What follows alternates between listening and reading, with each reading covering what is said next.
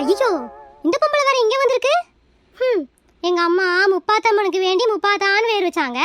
என்ற பேரை மப்பாத்தான் கூப்பிடுற ஒரே ஆளு இந்த அம்மா தான். ஹரே மப்பாத்தா, நான் கத்துது, நீ மேல நின்னுட்டு என்ன பாக்குது? ஏற்கனவே மாமியார்னு ஒரு எருமை மாடை வச்சு மேய்ச்சிக்கிட்டு இருக்கிறேன். பத்தாததுக்கு ஹவுஸ் ஓனருங்கிற பேர்ல ஒரு காண்டாமிருகம் வந்திருக்கு.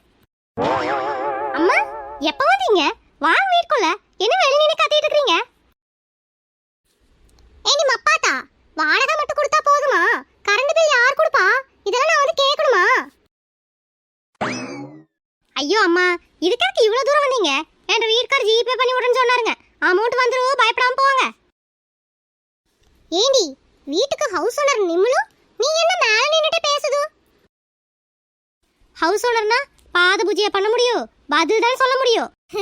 அம்மா, அடுப்படியில் கொஞ்சம் வேலைங்க, அதான் இப்படி நின்று பேசுற. இருங்க, கீழே வந்துடுற. ஏண்டி, நிம்மளுக்கு நீ மரியாதையே கொடுக்கறது இல்ல.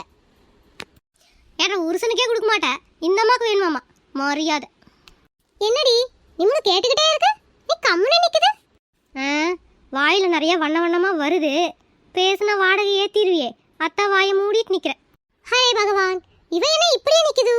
சரி, நம்ம போவோம். ஹவுஸ் ஓனருங்கிற பேர்ல எல்லாம் அரக்கிங்களா இருக்குங்க.